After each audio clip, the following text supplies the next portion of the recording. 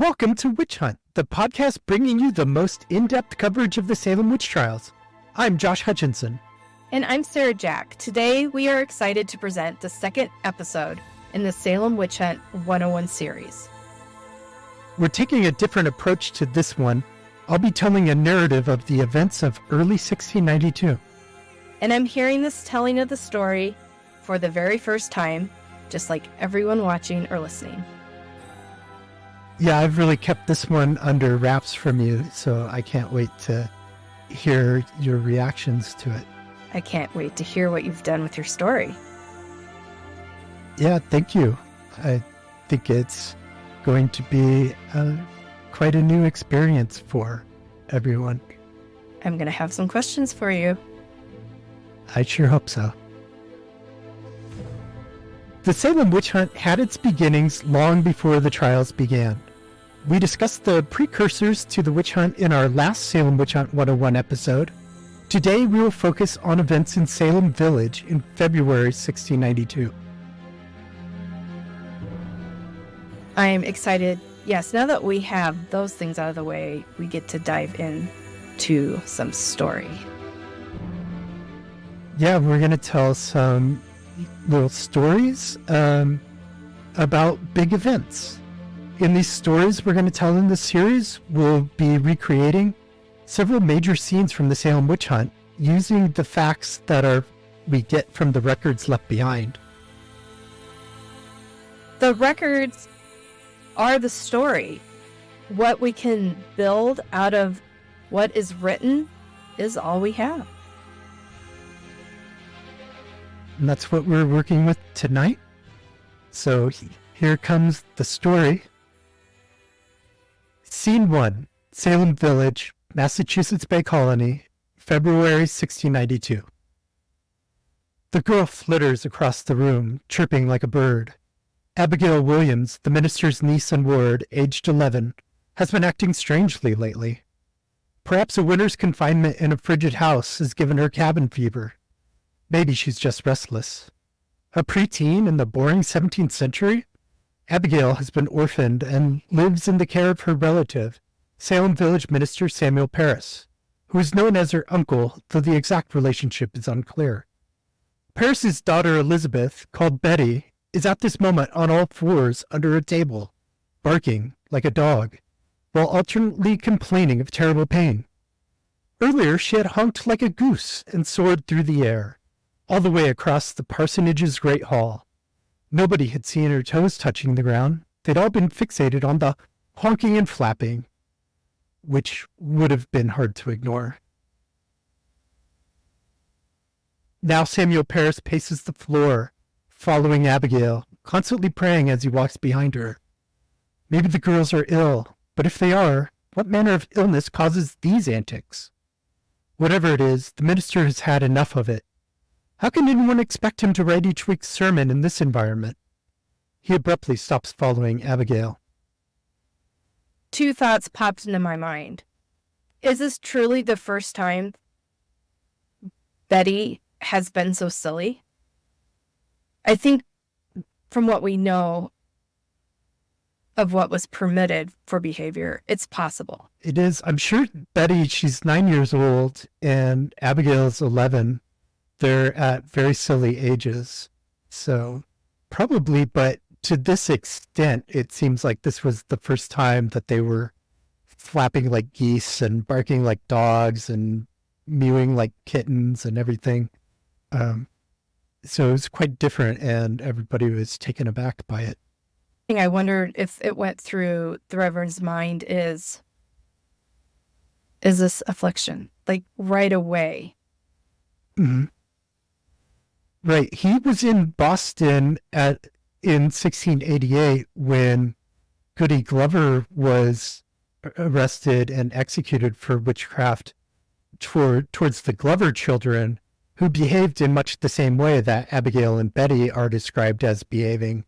And he would have been fully aware. Cotton Mather had written a book about that, and Samuel Parris definitely was aware, and presumably his children were also aware of that story. And this might be something that they got afflicted through whatever mechanism, and they had imbibed these stories about affliction. So once somebody told them, oh, you're afflicted or something, it just triggered these behaviors from them because this is what they have known and heard all their lives. Right. I have to get this sermon done, Elizabeth, he says to his wife, the former Elizabeth Eldridge. I'm going to Ingersoll's. It'll be quieter there. Quieter at Ingersoll's? Well, I'm sure he'd let you use one of his rooms. The minister goes to his desk and grabs his material and Bible. Looking at the ice just forming atop the ink, he says, warmer at Ingersoll's too. Why don't you see if he has any more wood to spare? He doesn't. He's already given us our share. It's those unregenerate types that are withholding. Samuel Parris strides to the door and steps out, letting the door swing shut hard behind him. Betty jumps, striking her head on the bottom of the table.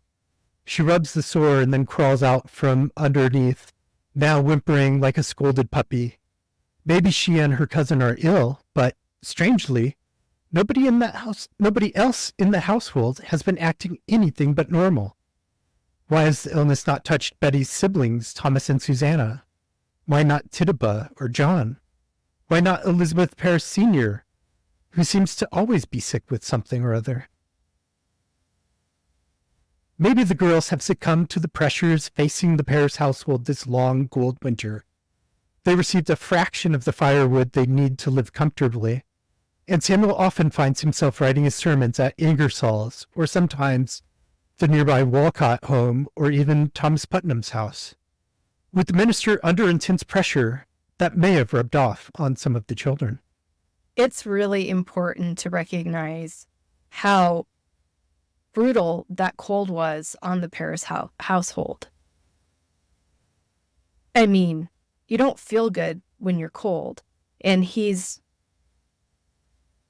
writing these sermons that are a remedy for his people. They have to hear what he's saying from God's word so that they're headed in the right direction. I just wonder if we say fire and brimstone about some of these messages when he was actually experiencing cold and ice. You just wonder, how much he was taking out on his parishioners because he was so mad that they didn't want to keep him warm. Mm-hmm. Yeah, there was a point where he said or wrote down in his sermon notebook, I believe, that he was going to run out of firewood completely the next day. And so he was trying to get desperately all the time to get more people to give him more. But of course, they need their own firewood for the winter. It's the coldest years of the Little Ice Age, and it's Massachusetts. So it's just brutal going through this winter. I can hardly imagine living in a house where you're all just like huddled real close because your fire is small and you don't have heat, coming from the central hearth all the way through the house constantly. So, yeah, guess they wore a lot of coats. They were just cold. They were cold. It had to have been miserable. And then there's all the stresses facing him. There's other parties in the village who don't want him to be a minister anymore. So he's dealing with that frustration. And I'm sure just the stress level in that household was too much for these girls to bear.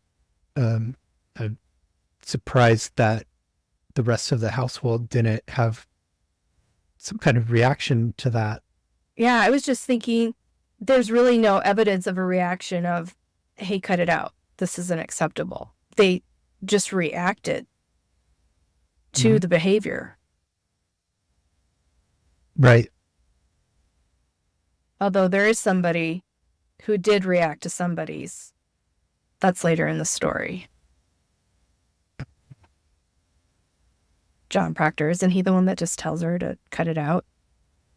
Yeah. He's like the only one. He sits her at her spinning wheel and threatens to thrash the devil out of her if she keeps behaving, because he really believes that she's acting and just playing around, and it's going to be dangerous and people are going to get hurt. Yeah. He The writing recognizes was that on the pretty wall. early. Mhm. Yeah, as soon as people started getting arrested, John Proctor knew this is going bad. So the minister has prayed for weeks, but nothing in the girls' conditions has improved. They still contort into strange shapes, impossible to be caused by any known natural illness. They writhe in agony and cry out of pain. Samuel knows many of the villagers have turned their backs on him, but this seems more sinister, more diabolical. Or is it God's judgment on him? No, it can't be personally against him. He's doing the best anyone can. Maybe it is to address the sins of the community collectively. If praying isn't working, maybe a fast will be necessary. He will preach another impassioned sermon on Sunday, reminding his congregation of the constant presence of the devil, who lurks about the village, as he does any place where such a beacon of godliness as Samuel Parris dwells. Monday, Samuel will hold a private fast. It is the devil who has poisoned men's minds against Samuel's ministry, and if there were ever a time for evil to gain a foothold in the village, he knows it is in this period of division. Samuel has to keep up his sermons and has to warn the villagers before it is too late. He will have to alert area pastors too. But maybe it's time for them to come over anyways, to hold a significant fast. Alas, the cold numbs Samuel Parris's mind as he walks the short distance to Ingersoll's next door. What is he trying to get at in his sermons this week again? Samuel pulls the front door open and steps inside Nathaniel Ingersoll's Ordinary, a tavern that does quite well for itself with its central location in the village and its close proximity to the meeting house. Come Sunday, this place will be absolutely packed between the two services. Nathaniel Ingersoll stands at the back of the room, discussing something with his adopted son, Benjamin Hutchinson, who helps out around the tavern. Samuel closes the door behind himself, and the two other men break off their conversation. Nathaniel says, "Good day, Samuel." And Benjamin says, "Good morning, Reverend. Will you be needing a room again?" "I would be indebted to you." Nathaniel says, "Think nothing of it. Room's just sitting there unoccupied." "Thank you," Samuel says. "There's a ruckus at the house again." "I figured as much," Nathaniel says. Benjamin leads Samuel upstairs and opens a door. Samuel enters and closes the door behind himself. He will be in here all day, except for meals and trips to the privy out in the yard. On Sunday morning, with his sermon written, Samuel Parris leads his family the short distance from their home to the meeting house. Entering, they once again find this building even colder than the house they left. There's no fireplace here. There's no grand hearth for cooking and warming. Measuring a modest 34 by 28 feet, the wooden meeting house features a gallery to help fit the many, many people who worship here. And there's a place today that people can visit a replica of the meeting house. Yes, if you go to the Rebecca Nurse Homestead, you get a replica built to the exact dimensions that were recorded in the Salem Village record book. It's quite remarkable to go in there and see a pulpit just like the one Samuel Parris would have preached at. I was able to stop by last May, so a year ago May now, when advocate Dr. Lou Igwe with Advocacy for Alleged Witches was in New England doing a speaking tour and visiting the memorials, and he did his presentation there, standing in front of the pulpit. It was extremely moving to think about what that room symbolizes, and of course, the message today that Leo is giving the world and the work that he's doing to save lives. The other thing that was special to me was being able to look out of the window at the meeting house and over to the homestead. I just liked looking through that old glass. The homestead's such a wonderful place to visit. But getting inside that meeting house for an actual talk was really a great experience. Yeah, we're so appreciative to the team at the Rebecca Nurse Homestead for hosting him and opening it up to us and all of those who attended. It was very special to have him there. Yes. And for you listening, we have done 2 episodes with Leo Igwe, and I do recommend that you go back and listen to those to hear what's going on in the modern world with witchcraft accusations. The other thing I wanted to point out is, unfortunately, we can't go to Ingersoll's, but there is lots of photos and chatter among descendants and locals online about its future. Yes, and we've recently done a bonus episode on Nathaniel Ingersoll and his tavern in the Salem Witch Trials, and recommend you go back and take a look at that or listen to that. And there is a very passionate community online that has developed around what the future might hold for that institution there. On January 3rd, Samuel had preached that Christ having begun a new work, it is the main drift of the devil to pull it all down. Today, February 14th, he will warn the church of the dangers of division and devilry. It's a woeful piece of our corruption in an evil time, when the wicked people and the godly party meet with vexations by and by, to lay down divine providence, as if God has forsaken the earth, and there were no prophet in his service. His vitriol is largely directed at those in the village who oppose him. They've challenged his ownership of the parsonage and his role as a minister. The village voted to withhold his pay and firewood, and once Joseph Hutchinson, a village committee member who had donated the land for the meeting house, fenced the building in. Now, for those of you keeping track, Joseph Hutchinson was the birth father of Benjamin Hutchinson, who he'd put in the care of the Ingersolls, who had lost their only daughter. Joseph himself had 7 sons and 4 daughters, so obviously had a kid to spare for the Ingersolls.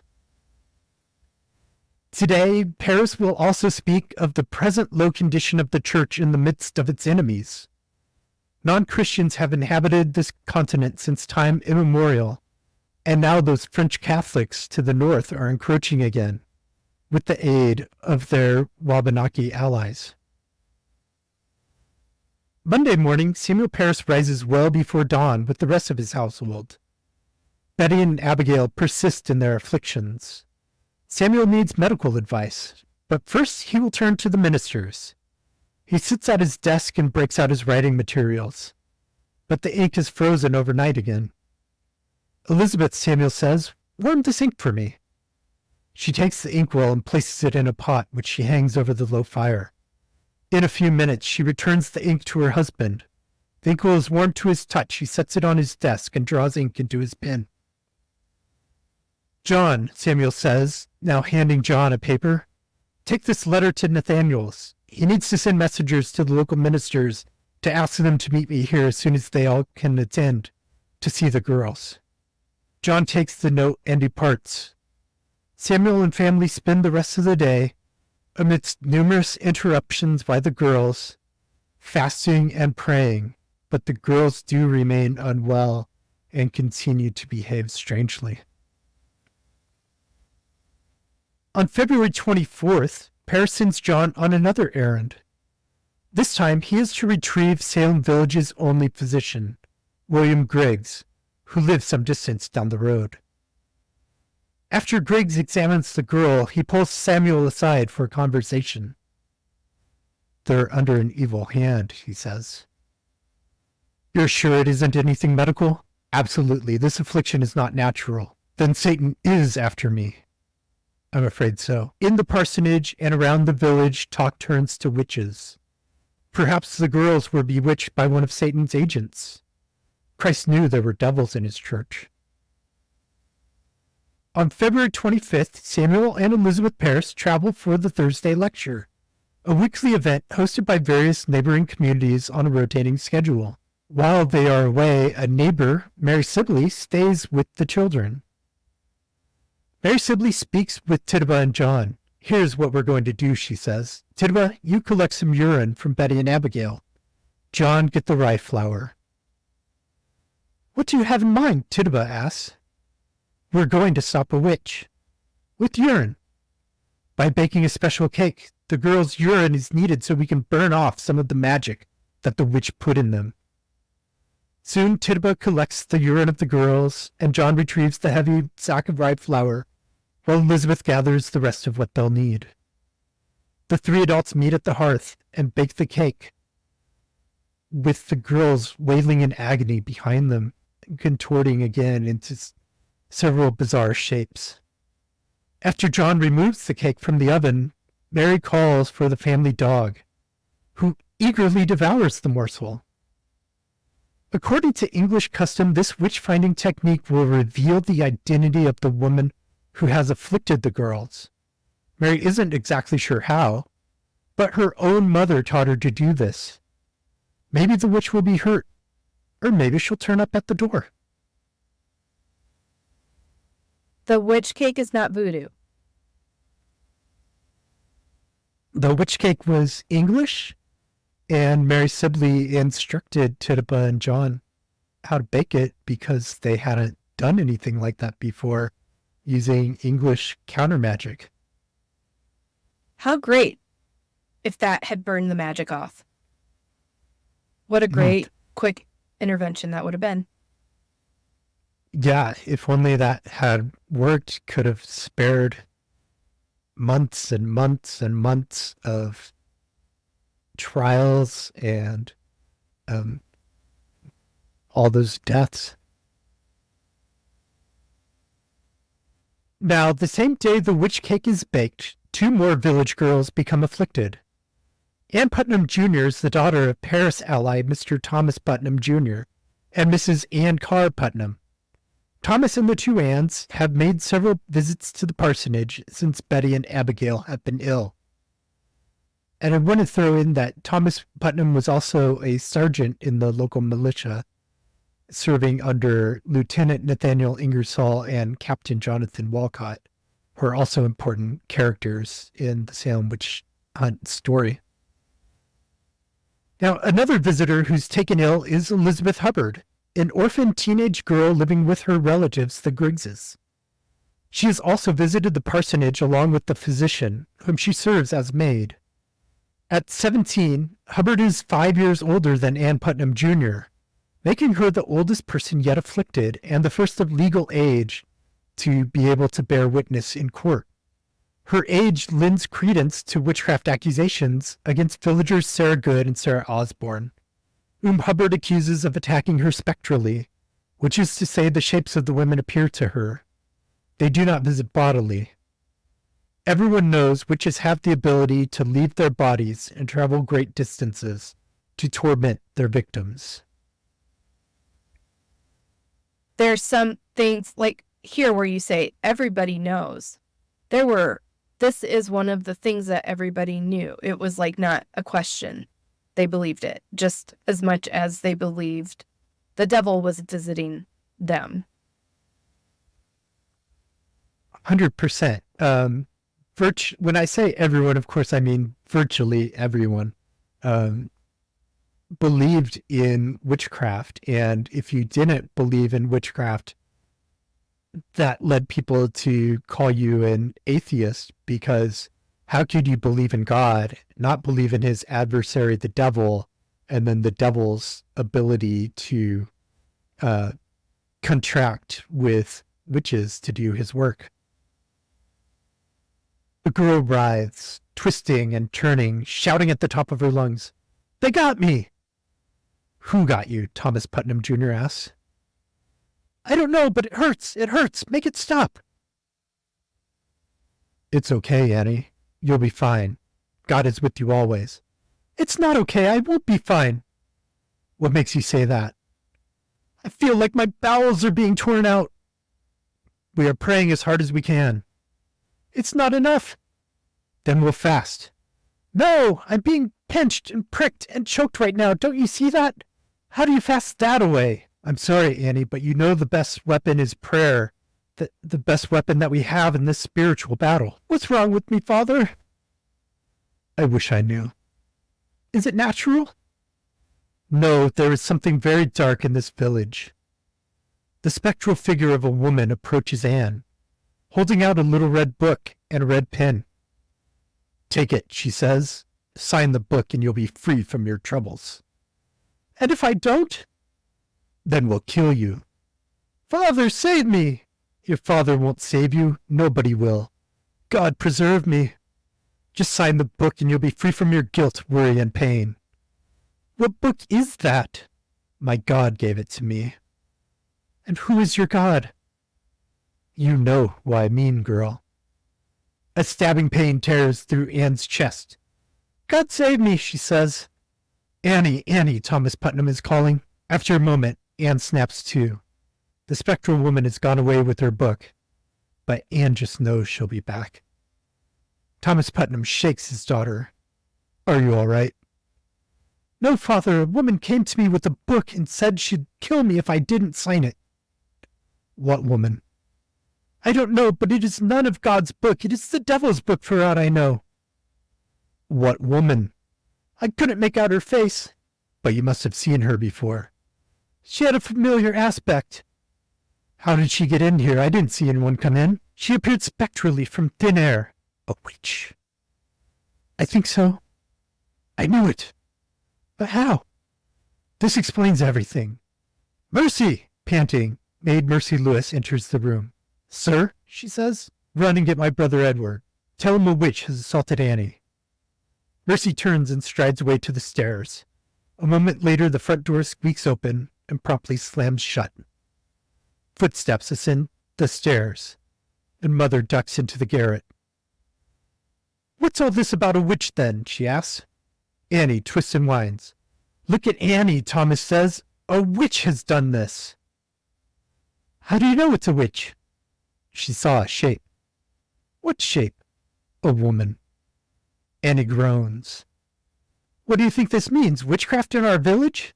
Yes, and they say the minister's girls are bewitched as well. Oh dear, after they've been sick for so long, why do they suddenly suspect a witch? I don't know, but that's all anyone could talk about when I was over this morning. I suppose we'd better fetch Griggs and Parris to tell us if I'm right. I'll send Mercy as soon as she gets back from Edward's. No, I want to go now. I'll saddle the horse. What shall I do while you're gone? Pray, he says. And mind she doesn't hurt herself. God send you back to us safely. So much fear. So much fear. There's talk about, we recently in an interview, our guest Francis Brimmer talked to us about Chadwick Hanson's book, Witchcraft in Salem.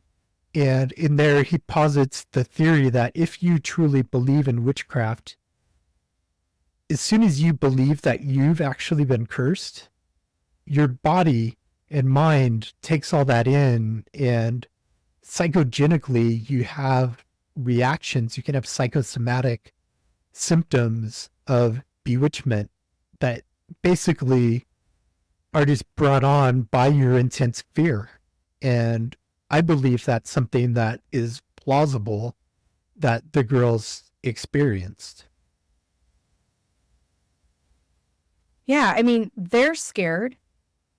Their parents are expressing their fear by their response to what's happening to the kids and what they're saying. And yeah, it's just, they have to find the witch. Yeah. Imagine if your children were behaving this way, screaming about pain, being twisted up like pretzels, and, do just randomly rolling around the room, writhing in agony, screaming, "Get off me, get off me." You know, you would think that somebody's attacking them. You can't, I mean, what else do you think at that point? Yeah, if, the only cure is finding the witch, then that's what has to be found. With the littles that have been in my house, sometimes when they get hurt, they need an ice pack for the injury. They're in pain. You can see the bump on their leg, what's happened. Ice is going to make it feel better. It's such a comfort to them that often they might have a bump that they might get bumped and there is no wound, but they want the ice because it comforts them. And so the ice is an actual remedy for inflammation and swelling, but other times, just knowing that they can go to the freezer and grab an ice pack, and they do it for each other too. I think this element of community that, it's a family and you're trying to help each other, and you see that in your own interactions with people in your life. You try to solve each other's problems and find the remedy. Right. And it's interesting. I had mentioned that Parris had prayed for weeks. He fasted several times over January and February. And the girls, they got sick in the middle of January. And now we're towards the end of February. And it's so interesting to me that it took basically 6 weeks for them running through all those measures that they normally take when somebody's ill, and doing the fasting and the prayer, but, nursing the children as, their mothers would have nursed them.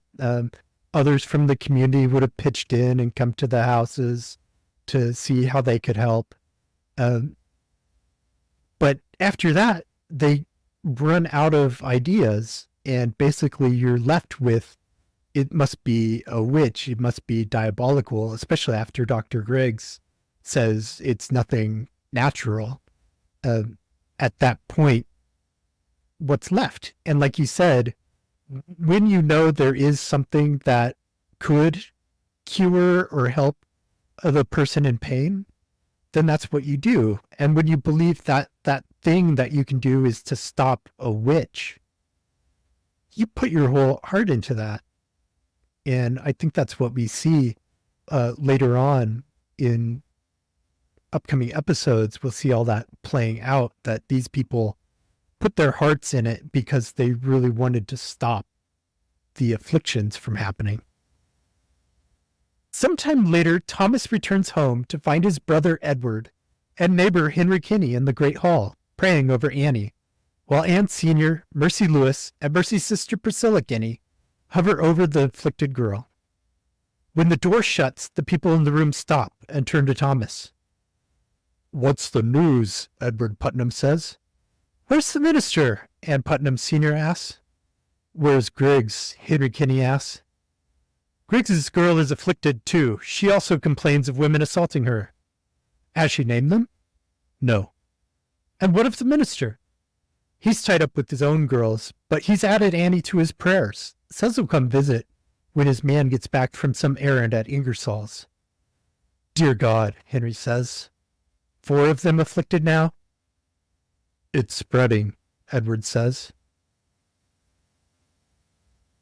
The following 2 days, February 26th and 27th, 1692, will prove pivotal, as these are the days the girls begin naming the names. Not 1, but 3 women will be accused by the end of these days. Tituba, the enslaved indigenous woman in the Parris household, is the first accused when Betty and Abigail cry out against her. The woman who has cared for them as much as their own mother has, who will go on to profess much love for them during her examinations by the magistrates. Born in South America or the Caribbean, Tituba may have been an Arawak or a Carib. Parris likely purchased her during his time in Barbados, where he tried to run his father's sugar business before his return to the Massachusetts Bay Colony, where he had for a time attended Harvard College, his academic career cut short by his father's death in Barbados. To say Samuel was a poor businessman is quite an understatement. The man seems to never quite settle into a profession at which he will be able to succeed.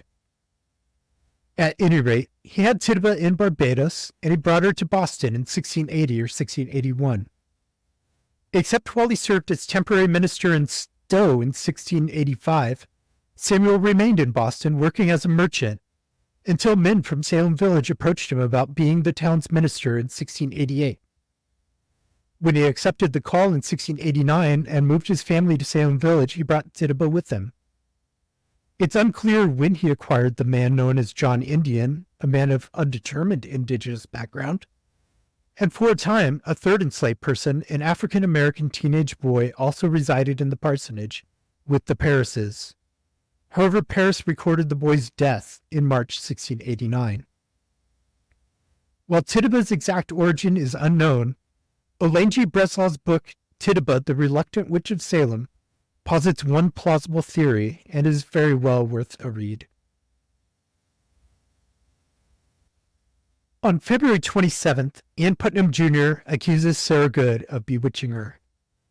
Elizabeth Hubbard, meanwhile, names both Sarah Good and Sarah Osborne as her tormentors. In a dramatic incident, Elizabeth claims to be followed by a wolf, which is supposedly directed by Sarah Good, or may even be the shape-shifting Sarah herself. In 1692, Sarah Good is an impoverished woman with no permanent housing or reliable income. But things hadn't always been that way. Born Sarah Solert in about 1654, she was raised by respectable parents in Wynnum.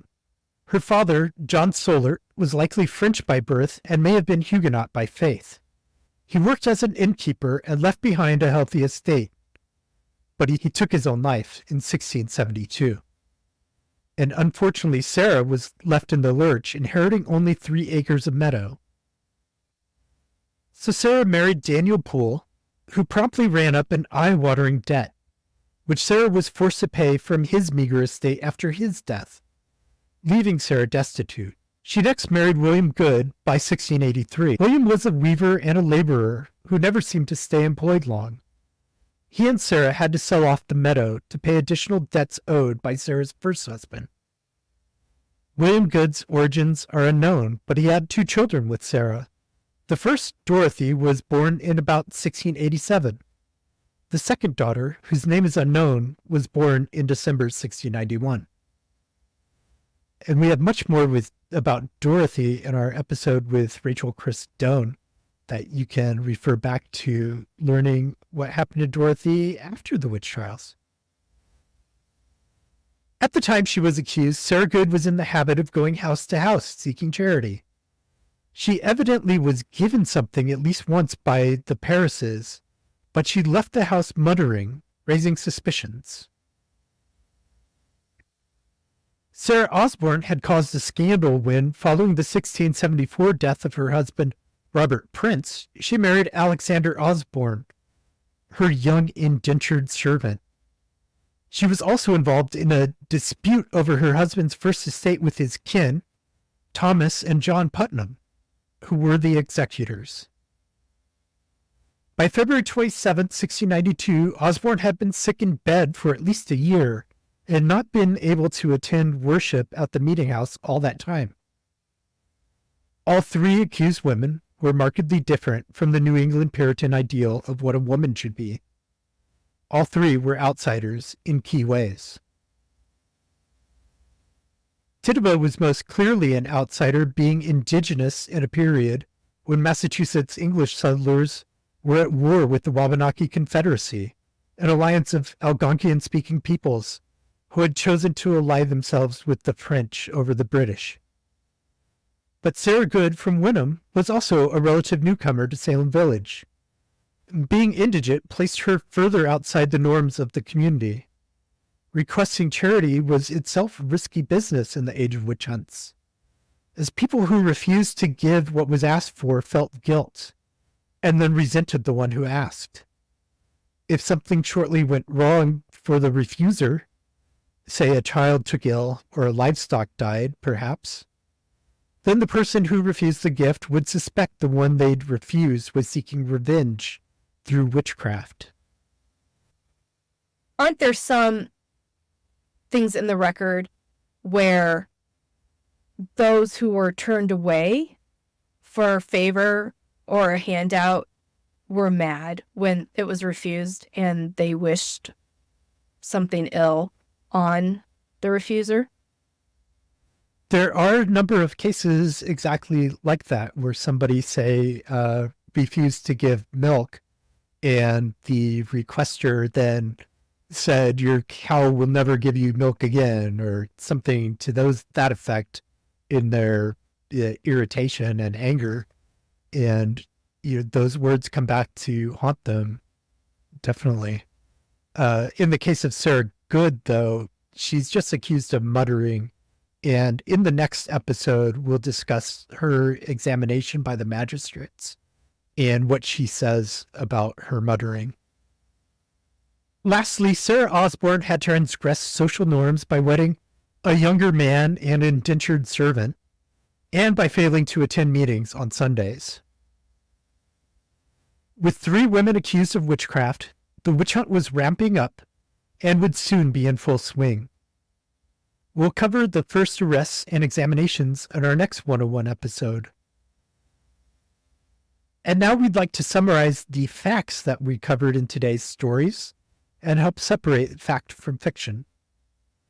In January 1692, Salem Village minister Samuel Parris's daughter Betty and his niece Abigail Williams began displaying strange symptoms and behaviors. Now, there are many, many theories about what caused the girl's symptoms, and many of these theories, such as ergot, have been disproven. But I believe it's more important to understand the motivations of the adults who filed the complaints that we'll discuss beginning in our next installment. As I mentioned, so many theories about what caused it. Some theorize that the girls ate bad bread and got ergot poisoning. Others point to encephalitis, meningitis, and other physical ailments, while others point to mental health conditions such as mass psychogenic illness. In several instances, fraud was clearly perpetrated. Were the girls and the other people who were known as afflicted lying about everything? Or were they perhaps trying to strengthen their cases against people they truly believed were bewitching them? That's the big question. It's a big question. Whatever caused the ailments, we all know how the story ends. By the end of the saga, at least 156 people had been accused of witchcraft. So why did the men who filed the complaints make the accusations they did? That's something we'll be looking at in our future episodes. Continuing with the facts, on February 14, 1692, Samuel Parris did preach that the godly must war a good warfare to subdue all our spiritual enemies.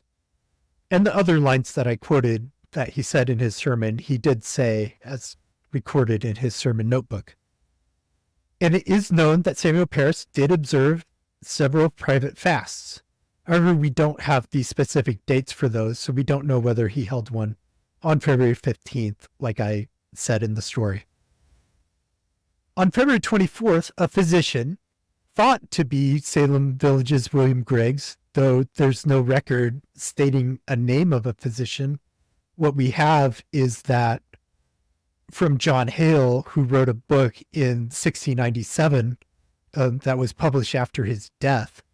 We know from his book that this happened with the doctor saying that they are under an evil hand.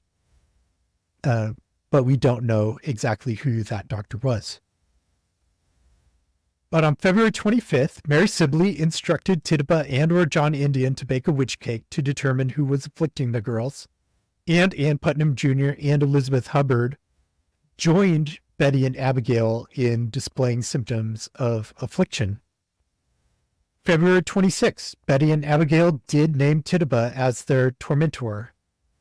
And sometime between February 25th and February 29th, several Salem gentlemen and area ministers visited the Parris household and concurred that The hand of Satan was in the girl's afflictions.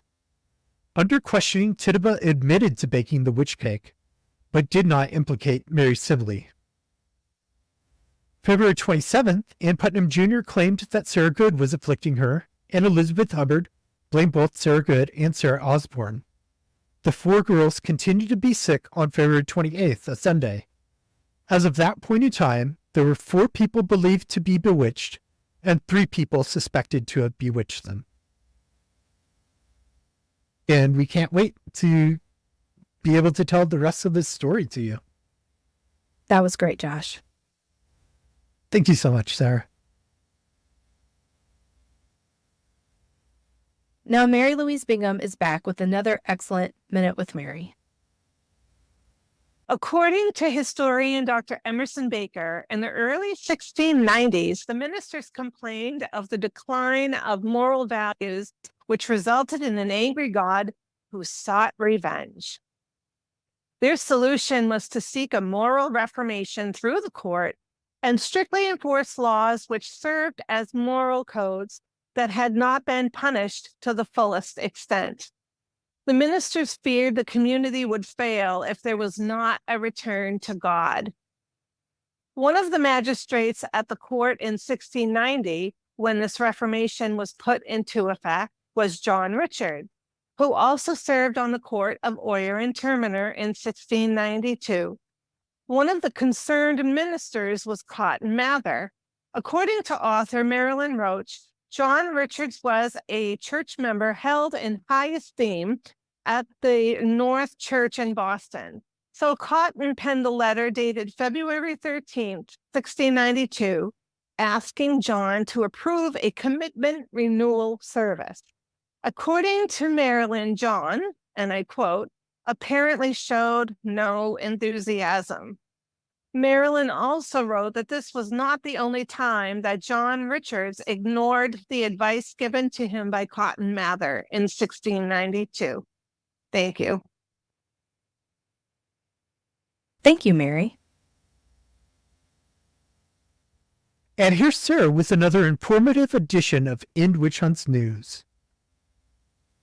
Thank you for joining us today for this episode. Your unwavering support and the way you share our message are invaluable to us. We're excited to announce a new fundraiser that we hope you'll consider supporting.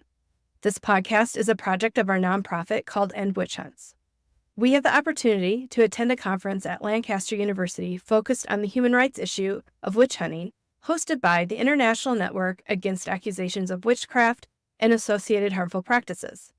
This event will debut a powerful photo exhibit focusing on harmful practices related to accusations of witchcraft and the humanity of people who are accused of being witches globally today. Josh has 3 photos in the exhibit, and it would be incredibly meaningful for him to be present at its reveal.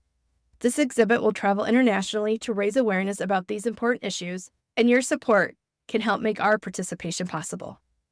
Additionally, we will be gaining valuable knowledge and making invaluable connections, which will advance our interviews and research we do for our education and advocacy projects. We will also have the opportunity to present on our recent exoneration and memorial work in New England, particularly the historic and landmark legislation in Connecticut that formally absolved the witch trial victims of the Connecticut colony. That bill was H.J. 34, a resolution concerning certain witchcraft convictions in colonial Connecticut.